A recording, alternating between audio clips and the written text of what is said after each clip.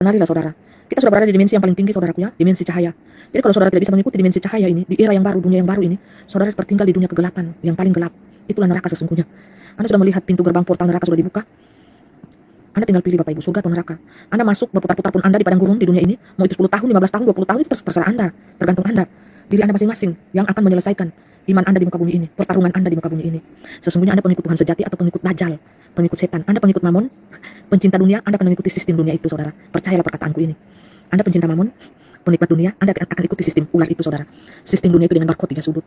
Anda cinta Tuhan, Anda harus bisa memilih dong, kaki Anda beratnya di mana? Di Tuhan atau di Mamon? Kenikmatan dunia. Ingat ini, saudara. Ya. Kaki Anda berdirinya di mana? Nah, sangat berat Bapak Ibu pilihan yang diperhadapkan kepada manusia saat ini. Mereka harus memilih, saudara. Pilih Tuhanmu itu Tuhan atau Mamon, Tuhan atau kenikmatan dunia. Ya, sangat berat, saudara. Dibutuhkan iman yang kuat. Dibutuhkan iman yang kuat, saudara. Nggak main-main. Pertarungan kita di akhir zaman ini. Apa yang Anda ketahui pertarungan Gog dan Magog itu, saudara? Itu pertarungan antara iman jiwa, antara jiwa dan roh Anda bertarung di situ, Bapak Ibu. Anda mau pilih siapa, Tuhan atau Mamon? Tuhan atau siapa yang Anda pilih? Keringat dingin, Bapak Ibu ya. Anda memilih siapa, Tuhan atau Mamon? Pilih Tuhanmu, satu. Banyak sekali menyangkal manusia di akhir zaman ini dengan segala macam cara iblis tipu dayanya untuk menyangkal nama Tuhan. Karena iblis tahu nama Tuhan itu sangat berkuasa di alam roh, saudara. Dia bisa memasukkan Anda ke neraka atau memindahkan Anda dari neraka ke surga. Secara possession ya, posisi. Secara posisi, saya kan tahu Tuhan Yesus Kristus itu anak Allah yang maha tinggi. Dia tahu Anda sangkal nama Tuhan Yesus di dunia ini, Anda langsung di neraka, saudara. Anda tidak mengakui Tuhan Yesus di dunia ini, Anda langsung di neraka, saudara. Tuhan pun tidak akan mengakui Anda di sana. Gimana? Anda tolak dia di dunia, Tuhan pun akan tolak Anda di sana. Di alam roh loh. Anda kalau sudah meninggal tidak ada kekuatan apa-apa dalam diri Anda. Anda itu pasrah. Roh Anda itu mau dibawa ke surga, ke neraka Anda itu pasrah. Kenapa?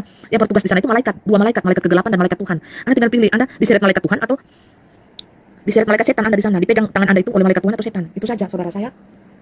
Anda mau tanya ketiga alam ini, saya telah melintasi ketiga alam ini, saudara. Roh saya itu bertugas paling banyak di alam roh. Jadi saya tahu, saudara. Jadi saudara harus yakinkan diri saudara, kaki saudara itu ada di mana? Di Mamon atau di Tuhan? Ini pilihan yang berat loh, saudara, antara hidup dan mati. Kalau saudara berpikiran secara jasmani, saudara tidak terikat di Mamon, saudara tidak ikut sistem dunia itu, saudara akan mati. Itu pikiranmu secara jasmani, logika. Karena Anda tidak memiliki iman yang sejati di dalam Tuhan. Kalau saya memiliki iman yang sejati, ya saya mati di dalam Tuhan, saya hidup di dalam Tuhan, dan saya mati secara berkemenangan di dalam Tuhan Yesus Kristus. Ya dan amin. Saya tidak malu mengakui namanya di tengah-tengah dunia ini dimanapun. Saya juga tidak sungkan-sungkan mati demi nama itu. Beberapa kali saya mati disiksa, dianiaya, Bapak Ibu, demi nama itu saya tidak sungkan-sungkan. Ya, jadi teruji Bapak Ibu ya, iman saya teruji. Jangan menyangkal nama Tuhan hanya karena engkau takut mati. Hanya engkau memelihara nyawamu, engkau takut mati sehingga engkau menyandarkan keselamatanmu ke dalam botol cairan itu. Cairan Lucifera yang sangat najis itu, saudara. Darah kambing hitam. Lihat aja darah saudara, hitam. Jadi, saya sudah katakan ini dari sejak 4 tahun yang lalu ya. Bahkan 4 tahun lebih, 5 tahun yang lalu sebelum cairan Lucifera itu beredar, saya sudah memberitahukan semuanya efeknya apa bagi dunia. Karena saya mendapat penglihatan di dinding, mimpi beberapa kali. Kan urgen diberikan Tuhan mimpi penglihatan beberapa kali, penglihatan di dinding, penglihatan di langit, penglihatan di dinding kamar mandi, sangat jelas saudara. Dan semua video saya itu dihapus. Itu sudah mau 5 tahun yang lalu ya, 4 tahun setengah ya. Saya juga sudah bersandak di channel lain sebelum saya buat channel sendiri. Tuhan suruh saya buat channel sendiri. Jadi Bapak Ibu sekarang kan Anda kan sudah terjebak, terus Pangeran Ilahi mengingatkan Tuhan Yesus timbul bisul-bisul, itu sudah ada, sudah nyata, sedang berlangsung. Itu tergantung dari bagaimana Anda memperlakukan diri Anda, Bapak Ibu, dari kekebalan tubuh. Tapi murka Tuhan itu sudah jalan loh, saudara. Sudah jalan, saudara, murka Tuhan itu sudah jalan. Bisul-bisul itu murka Bapak Yahweh, Bapak Yesus Masih Elohim itu sudah jalan, saudara. Jangan saudara pikir belum jalan, sudah. Itu murka Tuhan yang ada di kitab Wahyu, saudara. Ya. Jadi, saudara harus memiliki cinta kasih di dalam hati saudara. Hilangkan sampah-sampah di dalam hati saudara, hilangkan Bapak Ibu ya, sampah-sampah di dalam hati. Gunakan hati nur. Hati nuranimu, saudara, percantik hati nuranimu. Masuklah di dalam dimensi cahaya. Dimensi cahaya ini adalah dimensi pertobatan. Dimensi bayar harga, Bapak Ibu ya. Jadi pelaku firman Tuhan. Jadi manusia yang baik, saudara. Saudara harus jadi manusia yang baik. Berkarakter firman. Kalau Anda dihujat, dihina, difitnah, jangan balas. Ikhlas. Miliki hati yang ikhlas. Anda tersolimi, ya itu Anda. Diri kita sendiri. Asal kita jangan jadi orang yang jahat, yang suka solimi orang lain. Kalau orang lain itu memperlakukan kita, saudara. Ya, kalau orang lain itu memperlakukan kita, saudara, dengan tidak baik, jangan kita balas juga dengan tidak baik. Tetaplah kita menjadi orang yang baik, saudara. Ya, itu pengajaran saya di tingkat yang tinggi. Kalau orang maki kita, balas dia dengan glory, haleluya.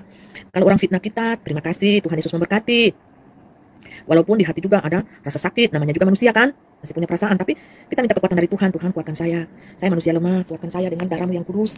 Anda, Bapak Ibu, akan jadi manusia yang bercahaya cahaya.